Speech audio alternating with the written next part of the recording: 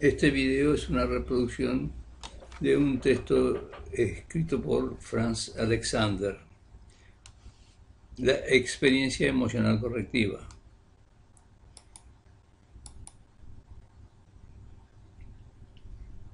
El principio de la experiencia emocional correctiva. En todas las formas de psicoterapia etiológica rige el mismo principio terapéutico básico, que se trata de reexponer al paciente, en circunstancias más favorables, a situaciones emocionales que no pudo resolver en el pasado. A fin de poder recibir ayuda, aquel debe sufrir una experiencia emocional correctiva adecuada para reparar la influencia traumática de experiencias anteriores. Es de importancia secundaria si esta experiencia correctiva tiene lugar durante el tratamiento o en la vida diaria del paciente.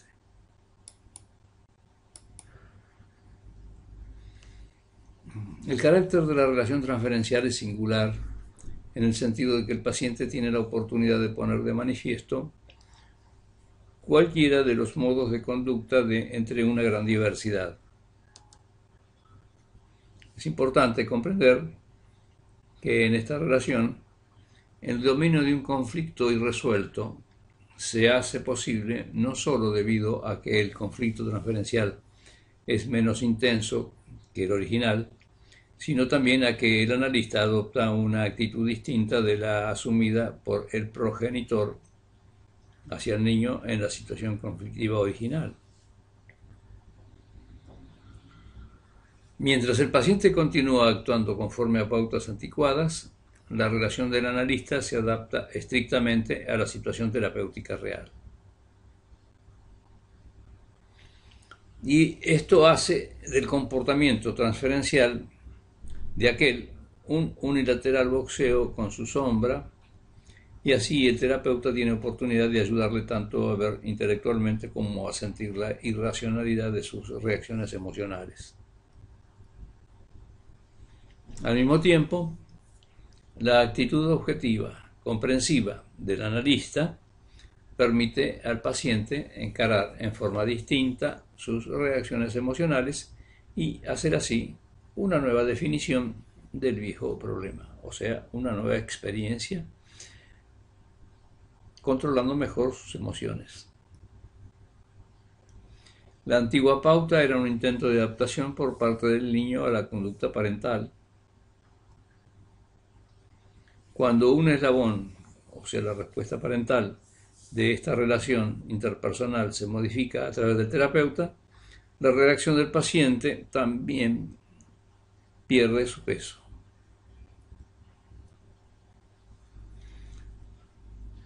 Al formular la dinámica del tratamiento, la tendencia usual es subrayar la repetición del viejo conflicto en la situación transferencial y destacar la similitud que hay entre la antigua situación conflictiva y la situación transferencial, o sea, la situación actual.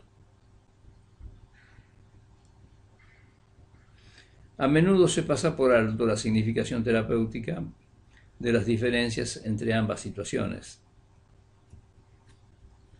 Y es precisamente en estas diferencias donde radica el secreto del valor terapéutico del procedimiento analítico. Porque la actitud del terapeuta es distinta de la actitud de la persona autoritaria del pasado, por eso brinda al paciente la oportunidad de enfrentar una y otra vez, en circunstancias más favorables, aquellas situaciones emocionales antes insoportables y tratarlas en forma distinta de las antiguas.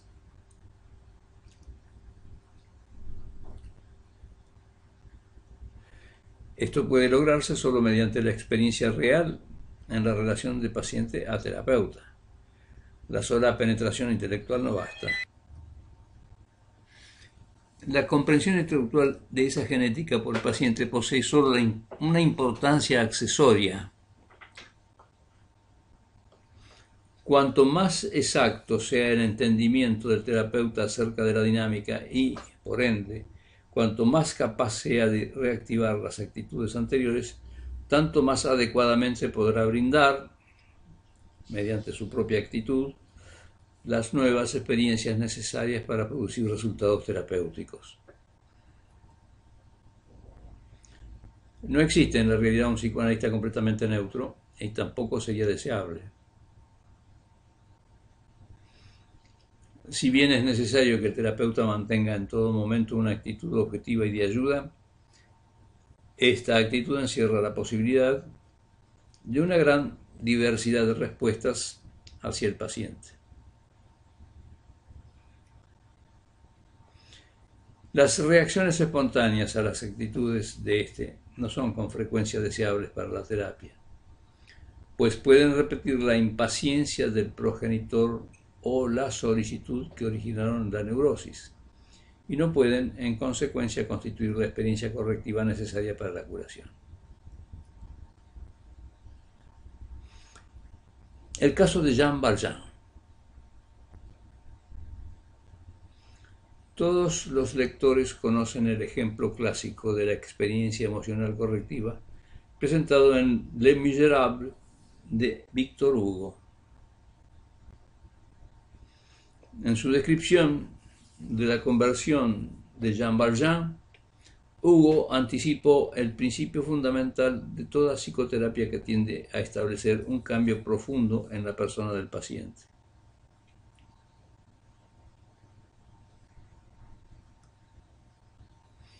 Se recordará que la personalidad de Jean Valjean, el ex convicto, sufrió un cambio dramático debido a la abrumadora e inesperada bondad del obispo a quien tratara de robar.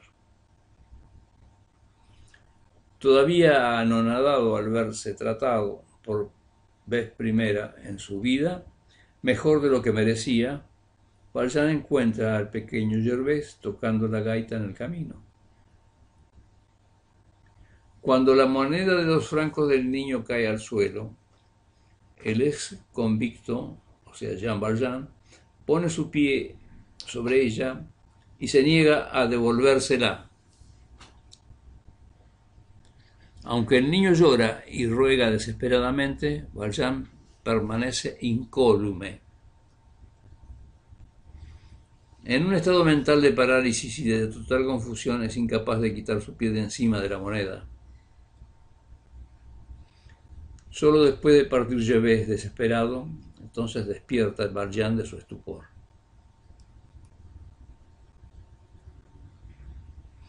Corre tras el niño en un frenético esfuerzo de enmendar su mala acción, pero sin poder encontrarle.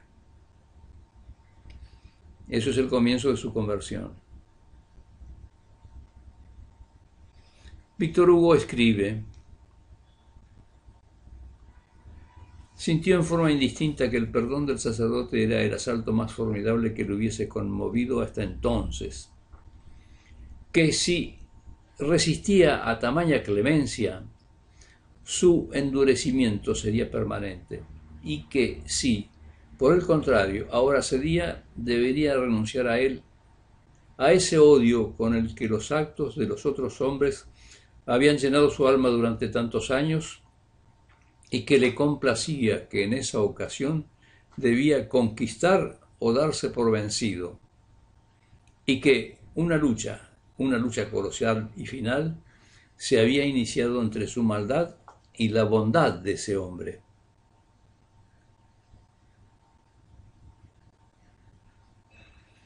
Algo que ni siquiera sospechaba es seguro. Sin embargo, él ya no era el mismo hombre.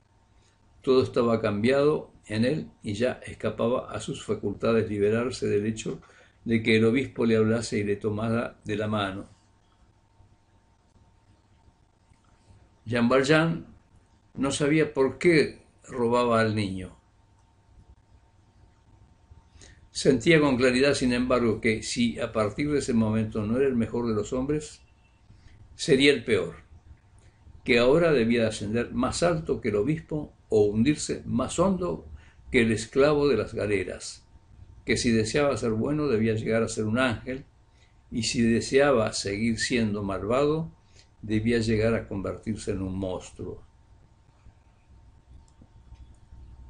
Aquí el autor interrumpe su narración dramática y se adentra en una discusión psicodinámica de los procesos emocionales de Valjean en un intento de explicar su súbita conversión.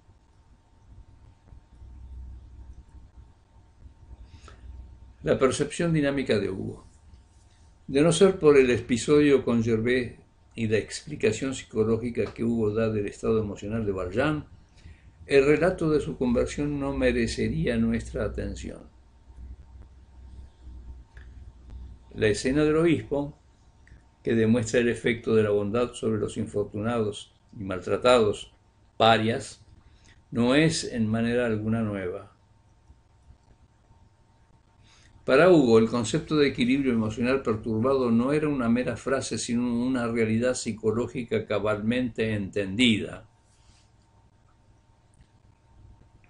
Plantea la cuestión de por qué Valjean cometió acto tan brutal precisamente en ese momento y la responde con una pregunta.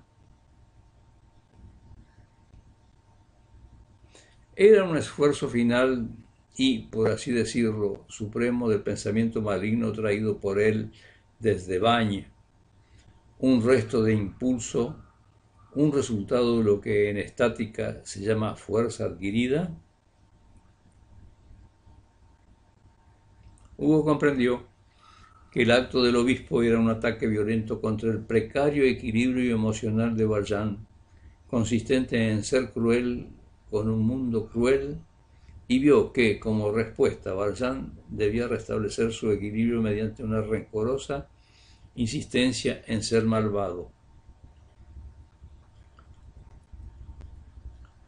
Con ello, Hugo describe una experiencia bien conocida en psicoanálisis. Toda vez que el tratamiento ataca un síntoma o actitud neurótica, se produce por lo común un recrudecimiento del síntoma antes de que el paciente pueda abandonarlo por completo. El psicoanalista experimentado conoce esta tormenta que precede a la calma, esta exacerbación de la condición morbosa que precede a la mejoría, y observa su aparición con ansiosa expectación. Modelo de psicoterapia breve. Cabría poner en duda que una sola experiencia pueda deshacer los efectos acumulados de un maltrato que dura toda una vida. Estamos justificados con todo al suponer que Valjean, aun siendo un endurecido criminal, tenía una conciencia y ésta había perdido su eficacia solo en virtud de las asperezas de su desarrollo emocional. Tenía que destacarse a sí mismo su sino adverso, a fin de sentirse libre para obrar en forma destructiva. La inesperada e extraordinaria bondad del obispo trastornó este equilibrio.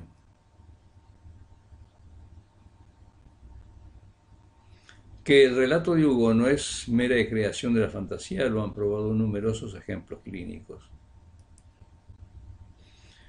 Los informes de Eichborn sobre sus pacientes delincuentes presentaban acontecimientos análogos. El autor de este capítulo ha observado también el tremendo efecto que sobre los jóvenes delincuentes tiene el mero hecho de que la actitud del terapeuta no sea crítica y moralista, sino por el contrario, la de un amigo benévolo y deseoso de ayudarles. En algunos pacientes, los marcados contrastes entre sus propias reacciones autocríticas superyoicas y la actitud tolerante del analista puede bastar por sí sola para producir resultados profundos, tal como se advertirá en los casos presentados en capítulos ulteriores.